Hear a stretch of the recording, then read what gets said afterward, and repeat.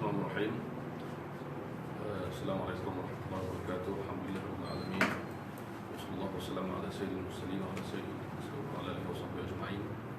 Alhamdulillah kita dapat menyambung pengajian kitab Al-Adabul Mufrad dikarang oleh Imam Al-Bukhari rahimahullah. Dan kita menyambung pengajian kita bagi tuan dan puan muslimat yang mengikuti dengan menggunakan kitab. Kita sampai pada hadis ke-24. Tajuknya ialah, ataupun babnya ialah bab ke-13, hadisnya hadis ke-24. Baik, hadis ni Imam Bukhari menyebut bab birrul walidil musyrik, iaitu berbuat baik kepada ibu bapa yang tidak beriman, yang musyrik. Jadi kita faham bahawa Islam menyuruh kita untuk berlaku baik dan adil dan melakukan kebajikan, dan kufurnya ataupun syiriknya seseorang itu tidak menghalang kita melakukan kebaikan. Bahkan dapat hadis yang lain yang menyebut bahawa sesiapa saja, apa saja makhluk yang bernyawa, kalau kita lakukan kebaikan, maka akan mendapat pahala. Apa saja makhluk yang bernyawa, jadi apatah lagi manusia, walaupun dia tidak beriman. Dan apatah lagi kalau orang yang manusia itu ialah ibu dan ayah, walaupun dia tak beriman, tapi dia berjasa dalam hidup kita. Imam Bukhari membawa hadis Sa'ad bin Abi Waqqas. Dia berkata, hadatsana Muhammad bin Yusuf qala hadatsana Israil qala hadatsana Simak an Mus'ab bin Sa'd an abihi Sa'd bin Abi Waqqas. So hadis ini hadis yang diriwayatkan oleh anak daripada ayah, iaitu Mus'ab bin Sa'd, adalah anak kepada Sa'ad bin Abi Waqqas, salah seorang sahabat antara yang 10 yang dijamin syurga, yang utama. Dia bercerita tentang 4 perkara yang berlaku dalam hidup dia, yang mana turunnya Al-Quran berkaitan perkara tersebut. Bermakna peristiwa berlaku. Kita faham bahawa dalam Al-Quran Al-Karim, kalau kita lihat ulum Al-Quran, para ulama menyebut bahawa Al-Quran ini ada yang turun bersebab, dan ada yang turun tidak bersebab. Jadi Al-Quran ini, ayat Al-Quran Al-Karim, ada yang turun bersebab, yang mana ulama karang kitab Asbabun Nuzul, sebab turun. Dan ada ayat yang lain yang turun berdasarkan perintah Allah dan kehendak Allah. Jadi Sa'ad bin Abi Waqqas dalam hadis, dalam bab ke-13 hadis ke-24 ni, Sa'ad bin Abi Waqqas bercerita tentang beberapa peristiwa yang berlaku dalam hidup dia. Salah satunya ialah berkaitan tajuk bab kita, iaitu ibunya tidak beriman, dan dia menceritakan bahawa turunnya ayat Al-Quran yang mana Allah suruh supaya berbuat baik kepada ibu dan ayah walaupun tidak beriman, turun pada masa peristiwa itu berlaku. Kata Sa'ad bin Abi Waqqas, nazalat fiyya 4 ayatin min kitabillahi ta'ala. Dia kata turun 4 ayat tentang diriku dalam Quran. Tentang diriku ni maksudnya ayat yang berkaitan diri dia, walaupun tak direct ke indirect ke, tapi kena pada diri dia.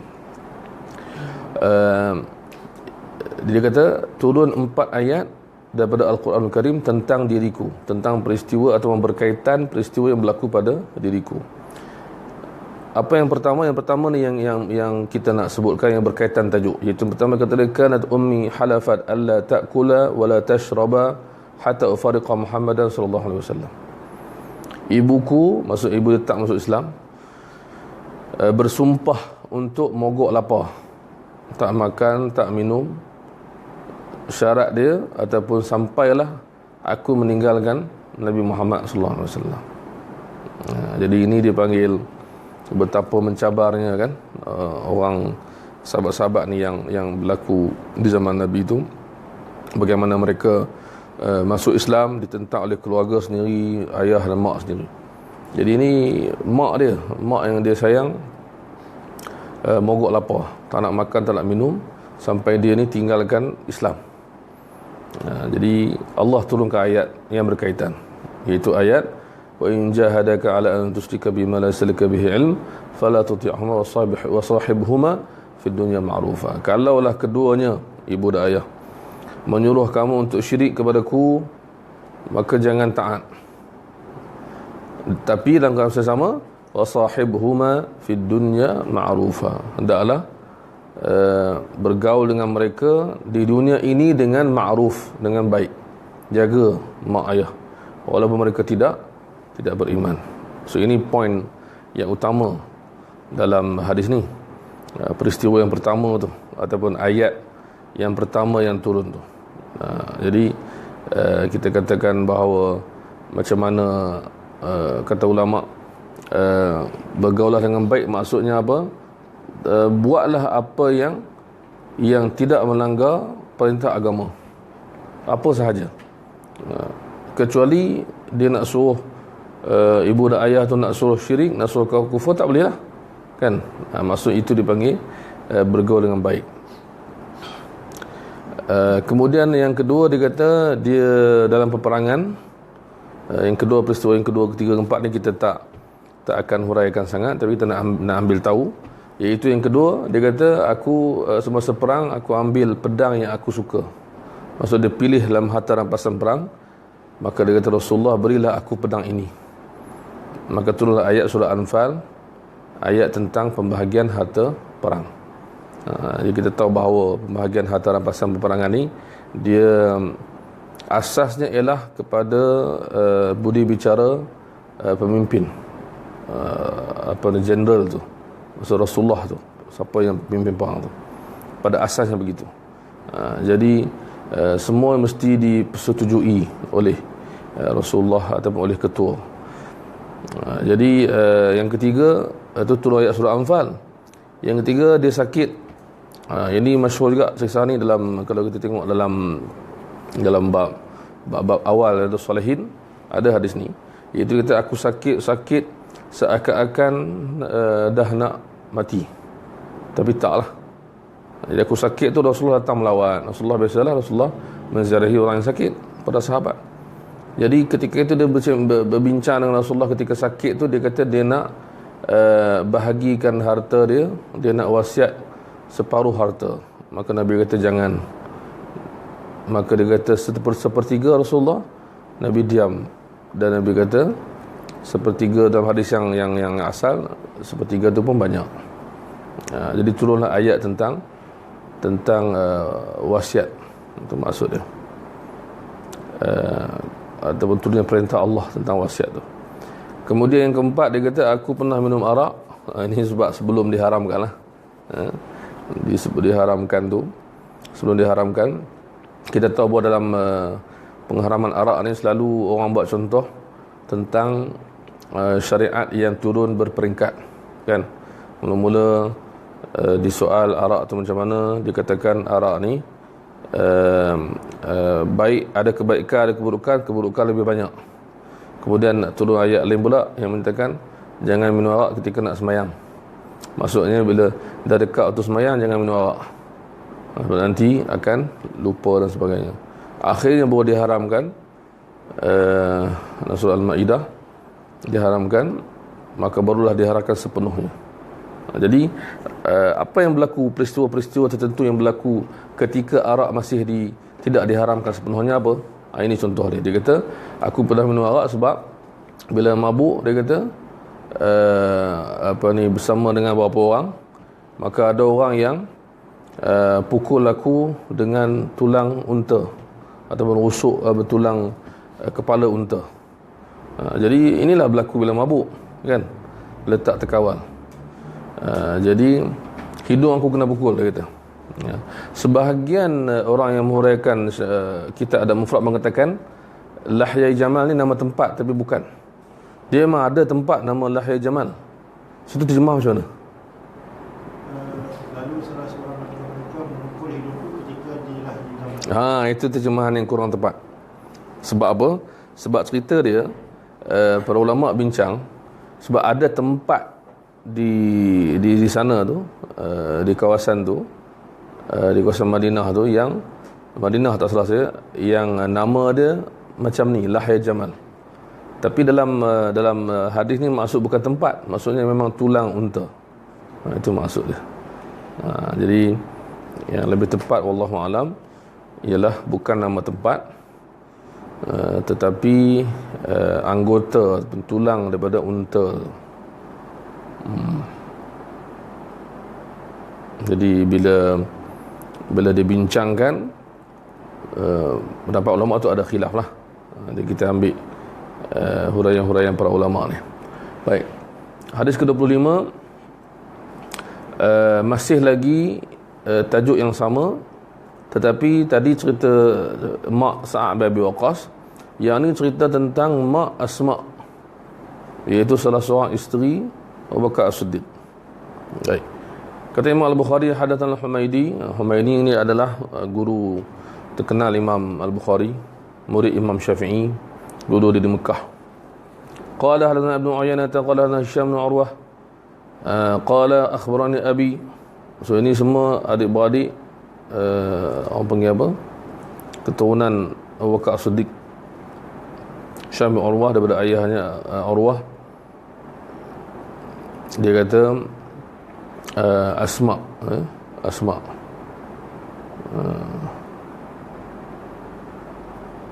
Baik. Jadi cerita dia, dia kata Asma ni ketika di zaman Nabi SAW, mak dia datang.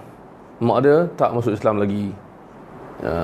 Salah seorang isteri Abu Bakar Siddiq yang merupakan mak kepada Asma, nama dia Qailah, Qailah binti Abdul Uzza, Qailah. Jadi dia kata, dia berkata Rasulullah, atatni ummi raghibatan. Raghibatan, dia kata. Dia kata ibuku datang untuk jumpa aku, nak baik dengan aku, tapi bukan masuk Islam, masuk keadaan musyrik.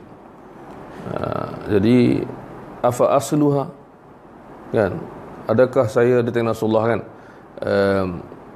dia kata, cerita mula dia kata mak dia datang, kemudian di zaman Nabi, dia pun tanya Nabi, afa asluha Rasulullah, saya nak, adakah saya boleh ataupun adakah saya perlu berbuat baik kepada mak saya ni, sebab dia bukan Islam. Maka Nabi kata na'am, ya. Maka kata Ibnu Uyainah, salah seorang periwayat hadis tadi, ulama terkenal di Mekah juga, Sufyan bin Uyainah terkenal, dia kata maka Allah turunkan ayat tentang peristiwa tersebut, iaitu ayat la yanhakumullahu 'anil ladzina lam yuqatilukum fid din. Allah tidak menghalang kamu untuk berbuat baik kepada orang-orang yang tidak memerangi kamu. Jadi ini adalah kita panggil ayat yang antara yang menunjukkan asas kepada cara kita berinteraksi dengan orang-orang kafir di mana-mana zaman. Satu benda yang kita panggil kita panggil teliti, adil dalam menilai. Ada orang kafir yang memerangi Islam, ada orang kafir yang tidak memerangi Islam. Jadi di sini adalah orang kafir yang tidak memerangi Islam, bahkan dia sebahagian daripada keluarga, dia ibu dan sebagainya. Maka kita tidak dilarang untuk melakukan kebaikan. Ini bukan hanya kepada ibu dan ayah sebagainya, tapi juga kepada seluruh orang kafir yang mana yang tidak menghalang. Baik. Dan para ulama menyatakan di sini bahawa Rasulullah sallallahu alaihi wasallam membenarkan, bermaksud seperti yang tadi Quran membenarkan untuk kita, bahkan menyuruh wasahibhuma, menyuruh untuk berbuat baik kepada mereka walaupun tidak beriman. Baik. Jadi ini situasi yang kadang-kadang kita jumpa orang cerita kepada kita benda sebegini. Jadi kita suruh dia buat segala kebaikan kepada keluarga walaupun bukan Islam. So dia boleh kan. Kemudian hadis ke-26, hadatsana Musa qala hadatsana Abdul Aziz bin Muslim an Abdullah bin Dinar annahu qala sami'tu Ibn Umar yaqul, ni Ibn Umar, Abdullah bin Umar. Ini cerita dia apa? Cerita dia ialah tentang Umar berbuat baik kepada saudaranya yang belum Islam ketika itu. Jadi tadi cerita pasal mak Sa'ad bin Abi Waqqas, kemudian mak Asma ataupun salah seorang isteri Abu Bakar Siddiq. Sekarang cerita pasal saudara, maksudnya adik atau abang, saudara. Jadi hadis ni juga ada banyak bab yang berkaitan. Kalau kita baca lagi kitab-kitab hadis yang kita akan baca ni berkaitan dengan banyak tajuk, antaranya seperti mengelokkan pakaian ke masjid pada hari Jumaat, mengelokkan pakaian kepada tetamu. Jadi kita disuruh untuk mengelokkan pakaian raya dan tetamu dan juga Jumaat berdasarkan hadis ni juga. So hadis yang masyhur, hadis Umar bin Khattab yang bercerita tentang cadangan dia kepada Nabi sallallahu alaihi wasallam. Cadangan dia. Baik. Apa yang Umar kata? Dia kata, ataupun cerita Ibnu Umar, dia kata ayah dia Umar melihat satu sepasang pakaian yang dipanggil hullatan siyara. Itu pakaian daripada sutra, cuba dijual. Maka dia berkata, Rasulullah, ibta' hadhihi falbasha yawm al-jum'ah wa idza ja'aka al-wufud. Ya, Umar ni dia bagi cadangan. Cadangan Nabi, nampak dijual, cantik pakaian tu. Maka dia kata, Rasulullah, beli Rasulullah, pakai pada hari Jumaat atau hari menerima tetamu. So ni kita panggil, digalakkan kita ni berhias pada hari Jumaat, pada hari raya dan pada majlis-majlis tertentu. Dan kita kadang-kadang tengok setengah orang tu yang jaga pakaian dia. Mungkin kita ni biasa je, tapi ada orang dia memang jaga pakaian dia pada hari tertentu. So ini benda yang dibenarkan oleh Islam, dan Rasulullah sallallahu alaihi wasallam tak menolak cadangan, melainkan Nabi tak buat kerana apa? Kerana pakaian tu sutra. Itu je, sebab orang lelaki tak ada pakai. Tapi soal idea untuk menyambut tetamu untuk Jumaat tu pakai elok semua, ini disetujui oleh baginda. Bahkan dalam hadis yang lain Nabi tanya para sahabat, ada tak baju lain boleh pakai pada hari Jumaat kan? Sebab tu kita kalau boleh lah kan, mungkin setengah-setengah negeri yang bekerja tak boleh nak buat, tapi mungkin dia boleh buat dari segi dia ada pakaian salinan ke apa, orang yang bercuti ke orang yang apa, dia boleh pakai, dia pilih pakaian yang paling elok dia pakai pada hari Jumaat kan, kalau boleh kan. Kalau tak boleh tak apa, sebab setengah sahabat miskin tak boleh buat, setengah sahabat mampu. Maka Rasulullah suruh. Umar pun pernah cakap, Umar kata kalau siapa mampu hari raya dan sebagainya, pakailah pakaian yang baru, bukan pakaian baru, pakaian lain yang lebih elok. Baik. Jadi Rasulullah kata, Umar kata begitu. Rasulullah jawab apa? Innama yalbasu hadhihi man la khalaqa lahu. Orang yang pakai ni Umar, di akhirat esok tidak ada nasib, tidak ada bahagian, disiksa di akhirat, ini dosa, tak boleh pakai. Sebab sutra tadi, lelaki. Kemudian pada waktu lain pula, habis dah peristiwa tu. Pada waktu yang lain, Rasulullah bagi pula dekat Umar kain sutra. Pada waktu yang lain, pada hari yang lain, ketika Nabi dapat ialah sumbangan-sumbangan orang dan sebagainya, maka Rasulullah bahagi kepada orang yang dia nak bahagi. Umar dapat satu pakaian. Jadi Umar ni dia suka bincang kan. Dia kata apa? Dia kata kaifa albasuha. Macam saya nak pakai Rasulullah? Hari tu Rasulullah cakap apa? Hari tu kita jumpa sama-sama, kita pergi dekat pasar, ada jual, saya cadang Rasulullah suruh beli. Rasulullah kata apa? Ini orang yang pakai ni orang yang di akhirat esok disiksa ataupun tak ada nasib, tak ada bahagian. Sekarang nak bagi saya pakai, tak faham. Jadi Nabi kata, inni lam u'tika litalbasaha. Aku bukan bagi engkau suruh pakai. walakin tabi'uha atau taksuha. Lakin tabi'uha atau taksuha. Tapi engkau bagilah pada orang lain yang boleh pakai, perempuan ke apa, atau jual. Maksudnya baru dia faham. Dia pun buat apa? Dia hantar kepada saudara dia yang masih belum Islam pada masa tu di Mekah. Dia hantar. Dan saudara dia ni ulama bincang panjang. Siapa saudara dia ni? Adakah saudara, maksudnya saudara keluarga, adakah adik abang? Sebahagian ulama mengatakan boleh jadi saudara susuan. Jadi yang penting dia bagi. Jadi ini dipanggil berbuat baik kepada orang yang belum Islam. Orang yang belum Islam. Jadi Imam Bukhari cantik. Dia bawa 3 riwayat. 2 tentang ibu, 1 tentang saudara. Menunjukkan bab yang sama, iaitu bab digalakkan untuk berbuat baik kepada walaupun ayah dan ibu itu musyrik, tidak beriman. Baik, kemudian bab ke-14. Bab la yasubbu walidaih, tidak boleh memaki hamun kedua ibu dan ayah.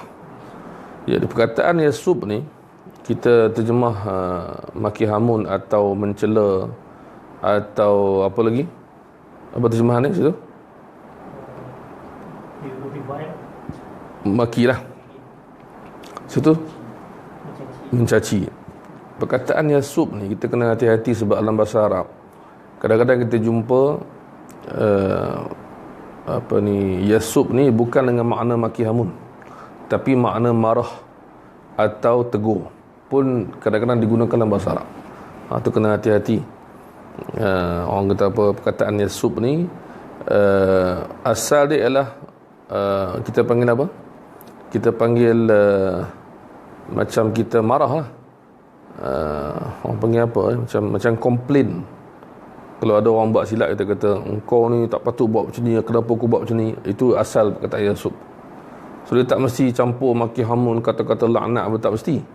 Dia ada level dia. Macam emo betul juga. Tapi dengan percakapan. So kita marah. Kan, engkau buat macam ni, engkau ni teruk betul. So pemilihan perkataan tu sama ada perkataan yang sopan, yang sederhana atau yang teruk, semua dipanggil yasub. Sebab saya kata begini ialah sebab kadang-kadang kita jumpa ada riwayat yang cakap sahabat buat macam tu kepada orang lain. Jadi adakah kita nak kata sahabat maki hamun dengan maksud maki hamun caci maki yang kita faham? Jadi perkataan yasub tu, dan dia ada kena-mengena dengan jari telunjuk. Telunjuk ni dipanggil sababah. Sab juga, iaitu jari yang Arab guna untuk marah. Bila marah, kau ni, so jari nama panggil sababah. So bila Arab marah cakap macam ni, jadi tak mesti dia guna maki hamun macam kita faham dalam masyarakat kita. Kan? Dan yang lagi ajaib ni, kadang-kadang kita jumpa orang yang maki hamun tapi tabiat dia ataupun adat tempat dia ke apa kita pun tak tahu, bukan dia maki hamun tapi dia puji. Ada seorang sahabat cerita kat saya, dia cerita, ini sampingan lah, dia cerita dia jumpa geng-geng mak-mak yang macam rocker-rockers ni, tapi bila tulis Jawi. Kan, macam tu lah lebih kurang cerita dia, pandai tulis Jawi. Jadi member yang cerita dia kata apa? Celaka betul. Jadi dia bukan nak kutuk, dia macam, ya Allah, aku tak sangka kau pandai tulis Jawi. Celaka betul. Jadi kadang-kadang kan hidup lagi, ingat mati lah. Seronok sangat kan cara cakap tu, cara kasar lah. Arwah ustaz saya ni, kalau ada sahabat-sahabat sekolah agama Kedah ingat lagi Ustaz Mak Isa.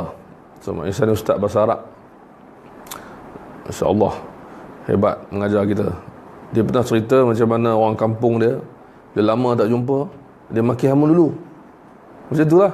Kata haram jadah, lama tak jumpa. So mana intro tu, jadi orang yang tak faham dia kata, ish, kenapa cakap macam tu kan? Itulah orang tak faham.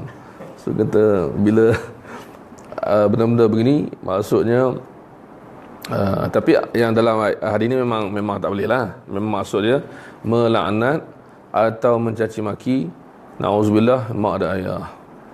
Hadis dia, kata Imam Bukhari, hadatsana Muhammad bin Katsir qala akhbarana Sufyan qala hadatsana Sa'id hadatsani Sa'd bin Ibrahim. Sa'd bin Ibrahim. An Humaid bin Abdurrahman Abdullah bin Amr, sahabat dia adalah Abdullah bin Amr. Abdullah bin Amr ni anak sahabat, iaitu Amr bin As. Abdullah bin Amr ni sahabat yang terkenal dengan kuat ibadat. Dan kita tahu hadis-hadis yang berkaitan dengan dia, Nabi sallallahu alaihi wasallam tegur dia supaya dia kontrol ibadat sunat dia jangan terlalu banyak sehingga menjejaskan kehidupan dia. Maka ini ulama kata apa? Rasulullah ni dia sifat dia ialah mendidik. Sahabat yang kurang dia suruh up, sahabat yang terlebih dia suruh kurangkan. So ni dipanggil sebenarnya guru. Bukan pada zaman sekarang, maksudnya dengan mudah kita kata guru ni orang yang menyampaikan maklumat sahaja. Jadi yang sebenar ni ialah bagaimana sahabat dijaga oleh Nabi sallallahu alaihi wasallam. Nabi pernah sebut bahawa dia muallim, guru. Nabi juga pernah sebut dia ni al-walid, iaitu ayah. Aku macam ayah kepada kamu. Jadi dan bila kita tengok para sahabat ada masalah kecil ke besar mengadu dekat Nabi. Ada yang mengadu masalah hati, ada yang mengadu masalah sakit kulit, sakit badan, semua mengadu. Jadi ini dipanggil guru sebenar. Susah lah kan. Kita memang kalau boleh tu nak jadi macam tu lah. Tapi kekangan masa, dan juga kelemahan kita, kadang-kadang kita tak sebenar-benar menjadi guru. Kemudian Allah bin Amr ni dia kata Nabi pernah bersabda, minal kabairi an yashtuma ar-rajulu walidayhi. Di antara dosa besar, sebelum kita bincang dah itu, bahawa ada ulama kata dosa besar ni tak ada had, hanya Allah yang tahu. Ada yang kata dosa besar ni sekian-sekian.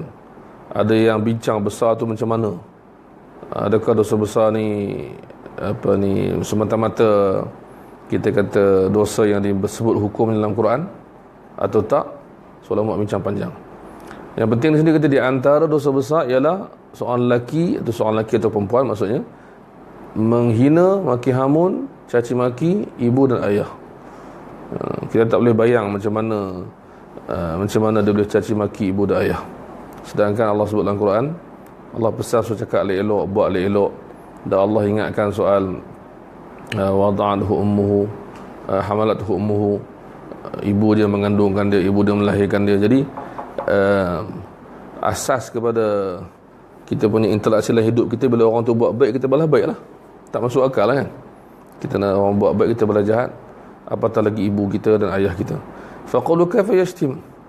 Jadi sahabat tanya, adakah, maksudnya sahabat fikir, adakah direct maki hamun macam kita dengar sebahagian kisah derhaka ibu dan ayah, ataupun ada maksud lain yang juga masuk dalam maksud tak maki hamun mak ayah ni, ada makna lain? Maka Nabi bagi tahu makna yang lebih luas. Nabi kata yashtimu rajula fa yashtimu abahu wa ummuhu. Dia kata apa? Nabi kata apa sallallahu alaihi wasallam? Bila orang tu maki hamun orang lain tu maki hamun mak ayah dia. Maka sekarang ni dah luas dah. Bukan hanya direct maki hamun, tapi kita tak jaga sikap dan perbuatan dan percakapan kita menyebabkan orang hina mak ayah kita. Maka kita betul dipertanggungjawabkan juga. Jadi maknanya kita kena jagalah dia punya kesan dia. Maknanya ini taklah direct, tapi kita menjadi sebahagian sebab. Maka elakkan. Sebab tu kita kata apa, kalau boleh kita elakkan apa sahaja yang boleh memberi kesan kepada mak dan ayah.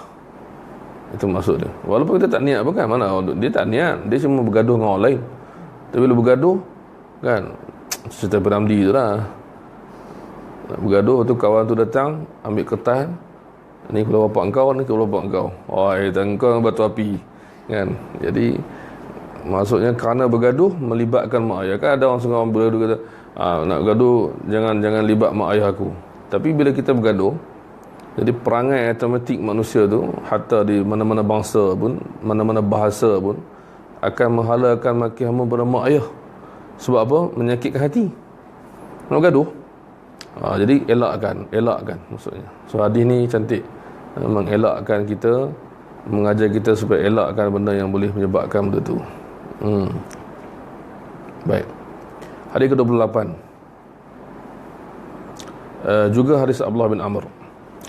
Kata Imam Al-Bukhari, hadatsana Muhammad bin Salam qala akhbarana Makhlad qala akhbarana Ibn Jurayj qala sami'tu Muhammad bin Harith bin Sufyan yaz'umu anna Urwah bin Iyad akhbarahu annahu sami'a Abdullah bin Amr bin Al-As.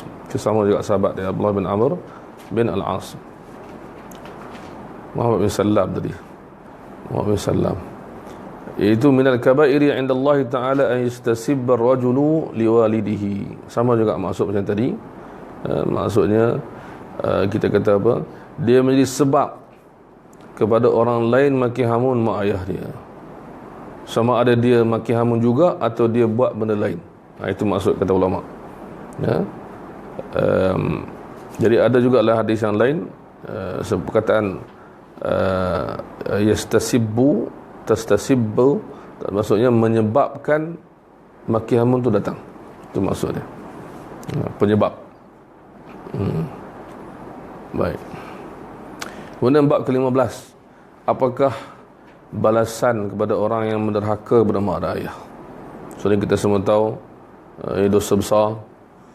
Tapi ada hadis yang menceritakan bentuk balasan tersebut yang dibimbangi, na'udzubillah, yang dibimbangi.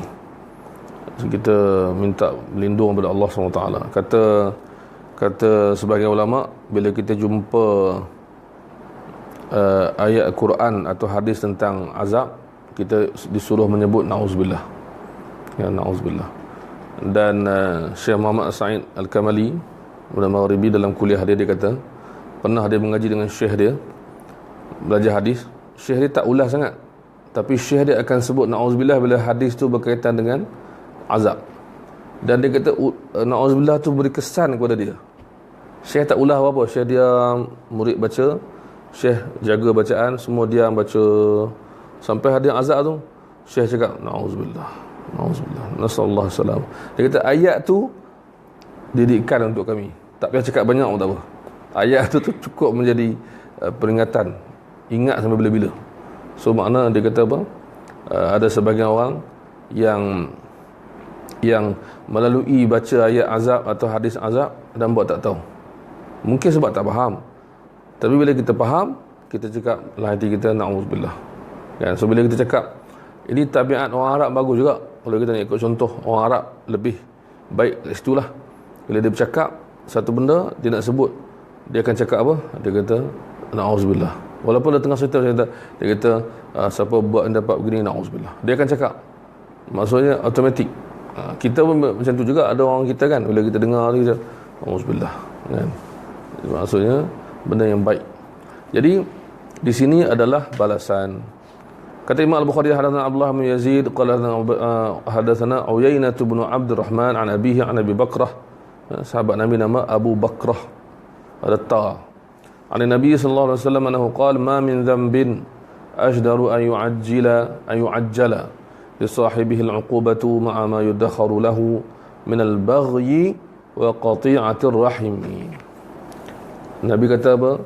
Tidak ada satu dosa yang lebih yang dibimbangi untuk yang dibimbangi hukumannya disegerakan, ataupun yang utama untuk disegerakan, yang lebih patut atau dibimbangi akan disegerakan. So ada, kita panggil apa, konsep asas dia, kata ulama, dosa umat Nabi Muhammad tak disegerakan berbanding Bani Israel dan umat terdahulu. Maka antara rahmat Allah bagi kepada umat akhir zaman ialah tidak disegerakan, tapi di antara yang dibimbangi untuk disegerakan. So Nabi cakap ada juga potensi bahaya. Itu apa? Nabi kata pertama, disegerakan hukuman dekat dunia dan dicampur dengan azab yang disediakan di akhirat. Sekarang ni tengah cerita pasal azab tu ada di akhirat, tapi dibimbangi hukuman tu disegerakan di dunia. Itu maksud dia. Na'udzubillah. Iaitu yang pertama adalah al-baghi, iaitu kezaliman. Kezaliman adalah apa jua cara kezaliman. Dan kezaliman ni, al-baghi ni, kezaliman, sebahagian ulama kata kezaliman pemimpin ataupun kezaliman rakyat yang melawal pemimpin. Juga diguna baghi juga istilah dia. Jadi orang yang menzalimi orang lain, dibimbangi, dosa disegerakan, na'udzubillah. Yang kedua, memutuskan hubungan kekeluargaan. Dan yang menarik di sini, bila sebut hubungan ar-rahim, bab dia tajuk tentang derhaka mak ayah. Hadis bawah ni cerita pasal memutuskan hubungan kekeluargaan, silaturahim yang mula pada mak ayah sampai ke semua. Mungkin ini dipanggil kefahaman daripada Imam Al-Bukhari rahimahullah. So kita bimbang, memang kita faham bahawa kita kata ulama kata kenapa benda ni disegerakan, kerana dia memberi kesan yang berat, berbeza dengan dosa lain. Tapi apa-apa pun kita doa kepada Allah SWT supaya kita tidak disegerakan hukuman, diampunkan dan sebagainya. Apa benda yang kita buat dekat dunia ni, dan memang antara rahmat Allah pun, Allah tak hukum segera kan. Jadi untuk memberi ruang. Sebab tu ada hadis yang kita akan jumpa nanti, bagaimana Nabi kata siapa yang panjang umur dia, maka mungkin untuk dia buat baik lagi banyak, atau untuk dia bertaubat sempat bertaubat. Jadi makna positif kan, apa yang kita ada sampai ke hari ini. Baik, hadis ke-30, hadis daripada Al-Hasan bin Bishr. Imam Bukhari berkata, hadatsana Al-Hasan bin Bishr qala hadatsana Al-Hakam bin Al-Malik an Qatadah an Al-Hasan an Imran bin Husain annahu qala Rasulullah sallallahu alaihi wasallam. Qatadah tu ada nama Qatadah tu. Qatadah ni kalau kita nak sentuh sikit, dia adalah murid kepada dia tabi'in, dan dia buta, dan dia juga hafal, sangat-sangat hafal. Dan dia bila jumpa dengan para ulama, jumpa dengan guru-guru dia, semua sayang dekat dia dan tak sangka ada orang macam dia dari segi hafazan dia. Dari segi hafazan. Jadi bila dia jumpa Sa'id bin Musayyab,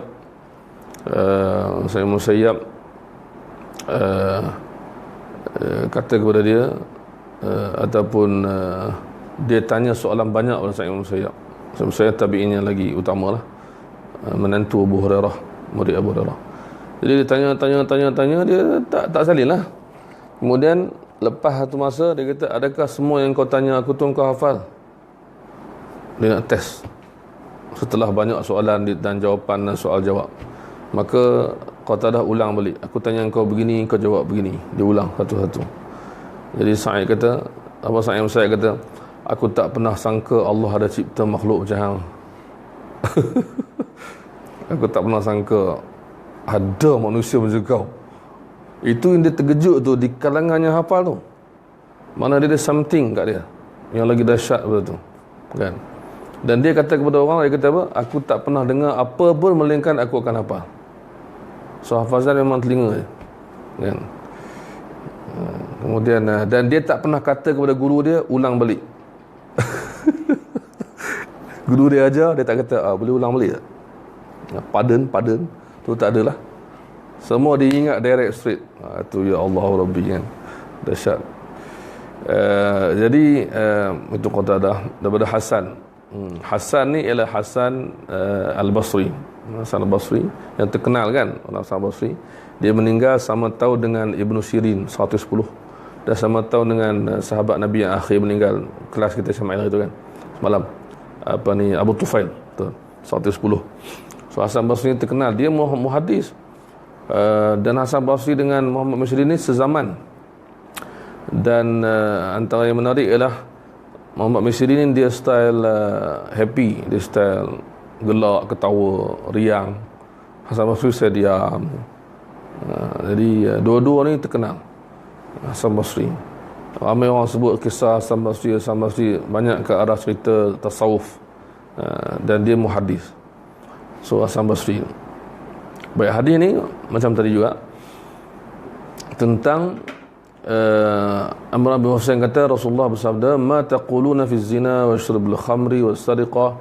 Apa pendapat kamu wahai sahabatku tentang dosa-dosa zina, minum arak, mencuri, na'udzubillah, Maka kami berkata, Allah Rasulullah alam. Tengok sahabat punya adab. Apa pendapat kamu tentang dosa-dosa sebegini? Sahabat dia jawab apa? Allahu a'lam. Kan? Allah wa rasuluhu a'lam. So ini dia panggil adab. Sahabat boleh cakap, boleh bagi pandangan. Nabi tanya, kan, boleh bagi pandangan. Jadi antara adab dengan Nabi ialah cakap macam tu. Kita jumpa dalam banyak kes. Nabi kata bahunnal fawahish, itulah dosa-dosa yang keji, al fawahish. Wa fihinnal uqubah, dan ada hukuman padanya, ya, hukuman hudud dan sebagainya, kan. Dan Nabi sambung lepas tu, ala unabbiukum bi akbaril kabair, maukah kamu aku ceritakan tentang dosa yang paling besar antara yang besar.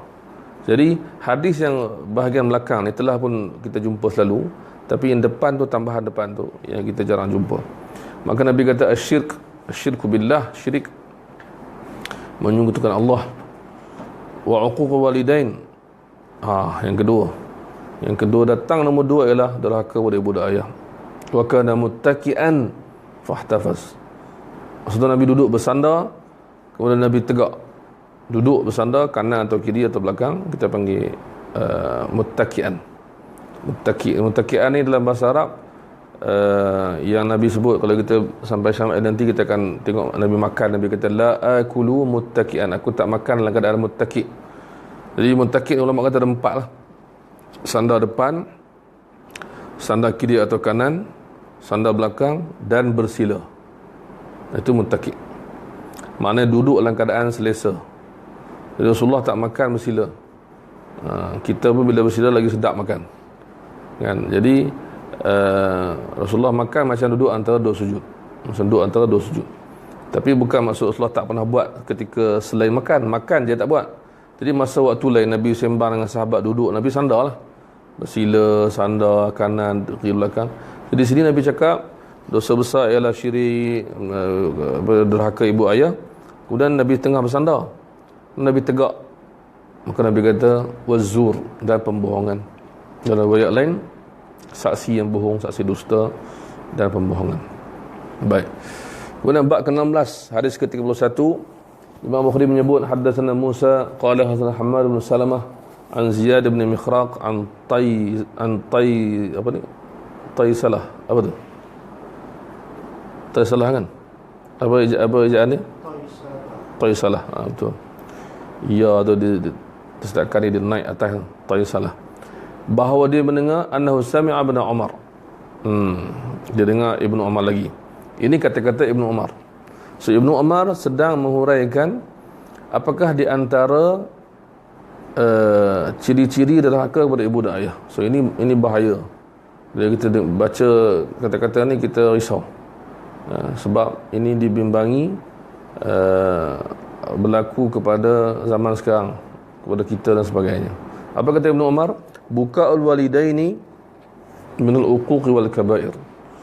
Tangisan ibu ayah tu di antara derhaka kepada ibu dan ayah. Maksudnya menyebabkan mereka menangis. Wah, ni payah ni, kan. Jadi ulama kata kita kena sedaya upaya elakkan. Tapi kalaulah mungkin tak mampu, kalaulah mungkin mak ayah kita jenis yang mudah menangis, kan, kita minta maaf lah banyak-banyak, kan. Kadang-kadang kita tak tahu. Sebab tu kita ambil macam inilah kaedah dia. Kalau kita anak, elakkanlah sedaya upaya. Kalau kita ibu dan ayah pula, maafkanlah anak-anak. Walaupun mungkin anak-anak tu buat benda yang menyebabkan mak dan ayah menangis, dia bimbangi takut dia berdosa, kesian dekat anak. Jadi bila berlaku begini, maksud kena sentiasa. Mungkin setengah orang kata macam mana kita nak tahu, Ustaz? Kadang-kadang mak ayah kita menangis, kita tak tahu. Jadi kita kena doa dan sentiasa jagalah. Dan mak dan ayah pula kena, dan saya yakin mak dan ayah yang waras, yang berilmu, dia tak akanlah nak hukum anak dia. Dia akan sentiasa ampunkan anak dia sebelum anak dia minta maaf lagi. So ini dia panggil sifat yang mulia, yang bagus, yang ada pada ibu dan ayah. Tapi sebagai anak dia kena hati-hati, takut dengan pesanan Ibnu Umar ni. Itu hati-hati. Kita bukan sempurna. Kadang-kadang kita tak niat pun, tiba-tiba mak ayah kita terasa, kemudian dia menangis. Ini susah. So kita bimbang, kita hati-hati, kita cover lah balik dengan kebaikan, doakanlah. Kemudian kepada mak dan ayah yang mendengar ni, maknanya kita kesianlah dekat anak-anak. Itu maksud dia. Masing-masing jaga, itu maksud. Kerana apa? Bab lepas ni penting, iaitu doa mak dan ayah. Doa mak dan ayah. Bab ke-17, hadis ke-32. Kata Imam Al-Bukhari, hadatsana Mu'adz bin Fadalah qala hadatsana Hisham an Yahya wa ibn Abi Katsir an Abi Ja'far annahu sami'a Abu Hurairah yaqul. Hadis Abu Hurairah, Nabi bersabda, "Thalathu da'awatin mustajabatin lahunna." 3 doa, 3 bentuk, 3 jenis doa yang mustajab. La syakka fihinna, tidak ada ragu padanya. Wah, ini penting ni. Ini kita kena ambil positif. Kita ambil positif dan kita kena hati-hati dua-dua.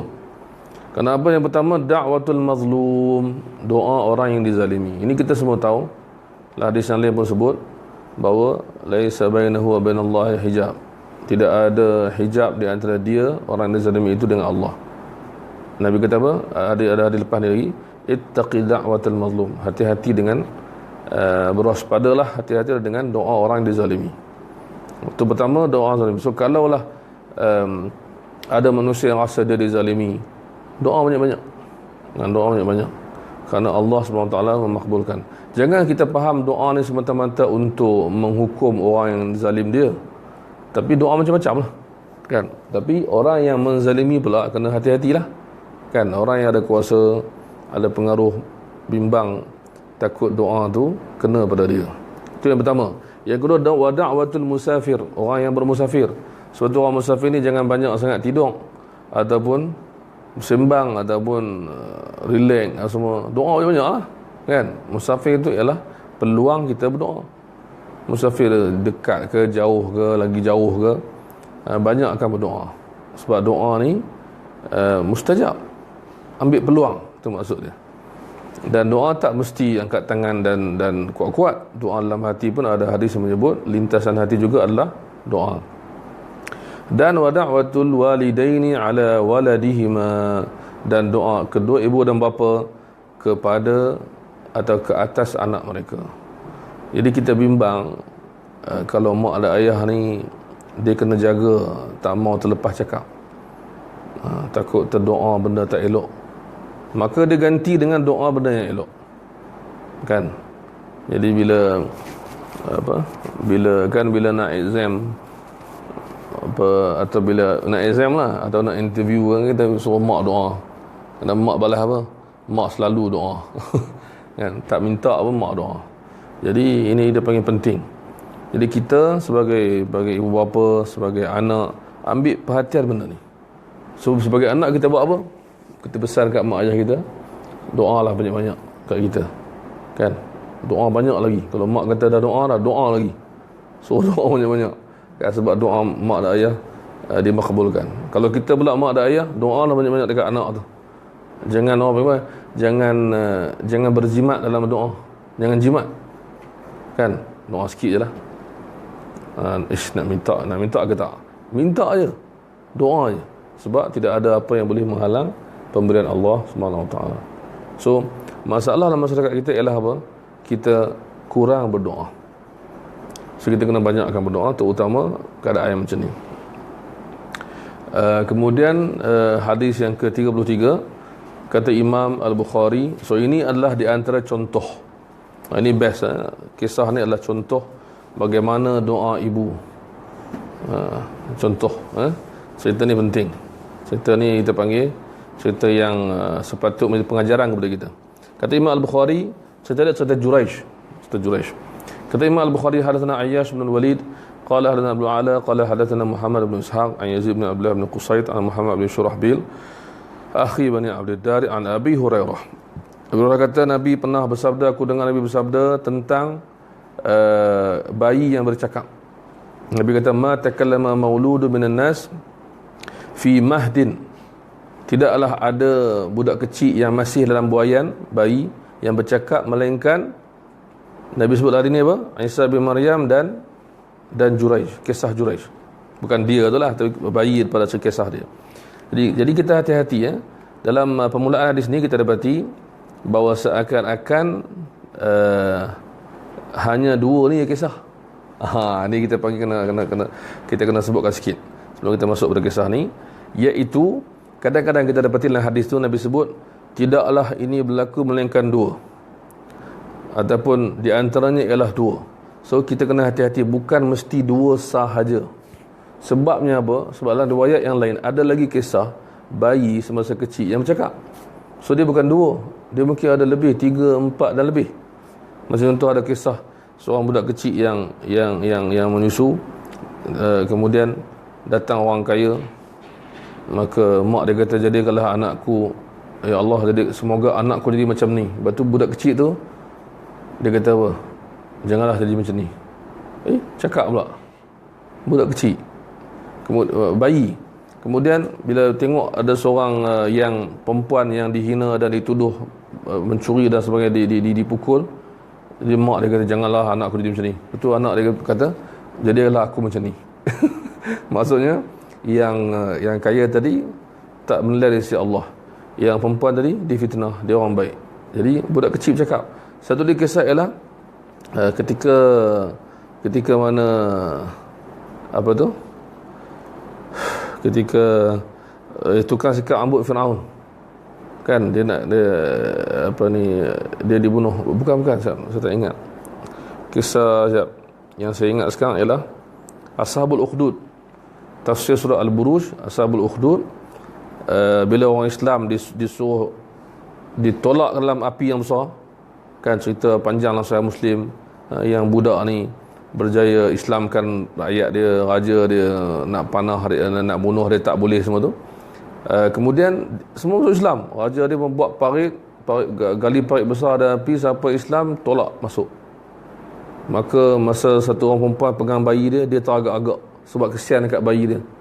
Maka bayi dia bercakap, mak, terjun kan, baru dia terjun. Jadi dalam hadis nampak macam ayat tu macam hanya dua je bayi yang bercakap, iaitu pertama kisah Nabi Isa, yang kedua kisah Juraij. Tak, bukan macam tu. Maksudnya bila kita baca hadis begini, kita kena hati-hati hadis lain yang berkaitan. Bermakna maksud hadis ni apa? Di antara bayi yang bercakap ketika dalam buaian Nabi Isa dan kisah Juraij, itu maksud dia. Baik. Dan kisah Juraij ni sebut ni, kisah Juraij ni ialah bila Nabi cakap macam tu, sahabat tanya Rasulullah, kisah Juraij ni macam mana? Ya Nabi Allah, wa ma sahibu Juraij. Dia kata, Rasulullah kata zaman dulu Juraij ni adalah lelaki yang rahib, ahli ibadat, pendeta. Betul. Fa inna Juraijan kana rajulan rahiban fi sama'atillah. Ada satu rumah kecil tempat ibadat dia. Wa kana ra'i baqar ya'wi ila asfala sama'atih. Dan dia kata, dan dia ni gembala, dan ada penggembala lembu, penggembala lembu yang akan duduk di situ. Kemudian ada perempuan yang pergi ke jumpa penggembala tadi. Jadi kemudian kisah dia apa? Kisah dia, mak dia panggil dia dalam solat. Kemudian dia tengah sembahyang. Dia kata dalam diri dia, aku nak sahut panggilan mak aku, atau aku nak solat. Kan? Maksud dia berkali-kali mak dia panggil dan dia tak jawab. Itu maksud dia. Jadi dia telah buat mak dia kecil hati. Berkali-kali. Maka dia utamakan solat sunat dia dan mak dia nanti. Okey. Jadi menyebabkan akhirnya mak dia terlepas cakap. Mak dia kata la amatakallahu ya Juraij hatta tanzura fi wajhil mumisat. Semoga Allah tidak matikan kau Juraij, maka kau akan melihat kepada muka-muka perempuan yang jahat. Jadi tak tahulah kenapa keluar ayat macam ni, tapi cerita mudah dia makbul. Perempuan yang tak elok lah. Jadi bila makbul, nak makbul tu macam jadi apa cerita dia. Kemudian dia kata apa?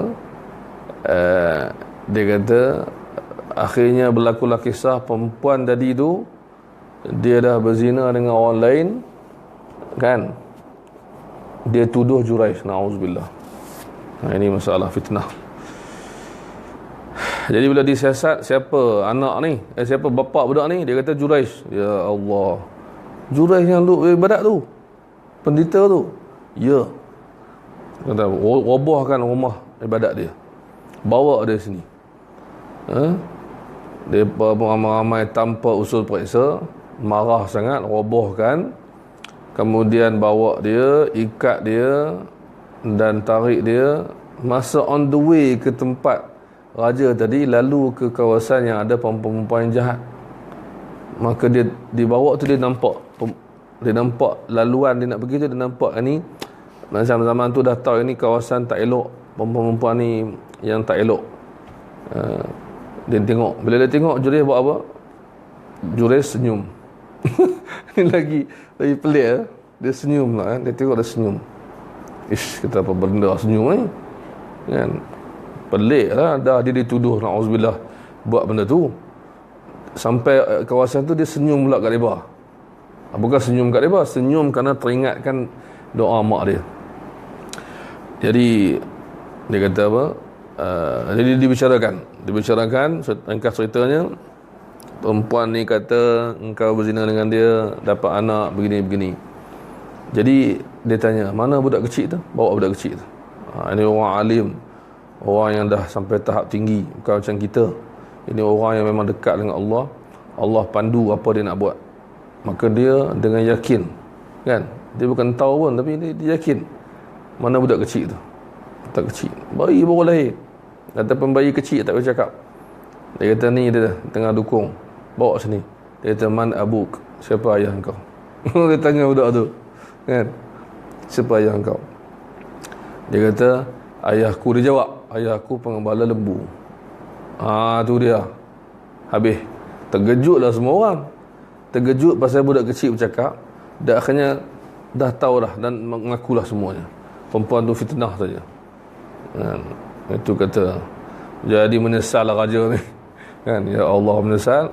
Kita buat rumah ibadat kamu daripada emas nak lah. Amoi nak buat daripada emas pula, kan? Itulah, terburu-buru, marah, dah roboh habis semua. Nak bina daripada emas pula. Kita tak payahlah. Daripada perak, tak payahlah. Kan, bila kita orang nak ganti berlebih-lebih, kita kata tak payahlah, biasa dah lah. Kita nak buat macam mana? Buat daripada biasa, macam biasa, daripada tanah dan batu dan sebagainya. Jadi orang tanya dia, yang senyum tentu kenapa? Yang on the way datang senyum dekat wanita-wanita yang jahat tu. Dia kata, satu benda yang aku tahu, pada masa tu lah aku sedar makbul doa ibuku. Tu dahsyat cerita ni.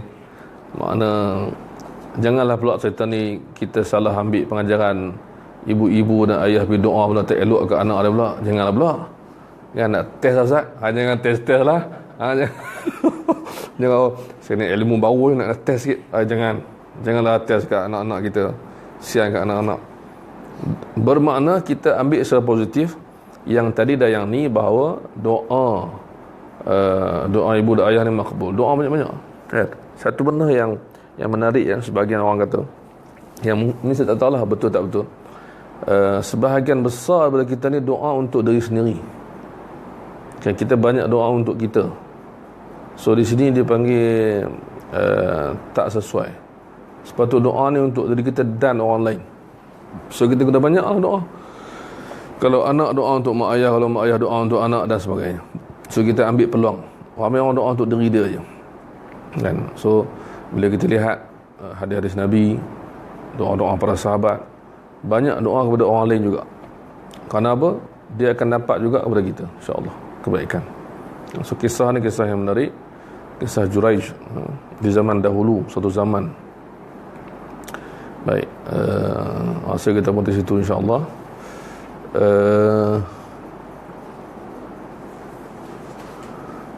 10 lebih, So 10, InsyaAllah kita begitu akan datang. Kita dah habis malam ni, kita sampai kepada hadis 33,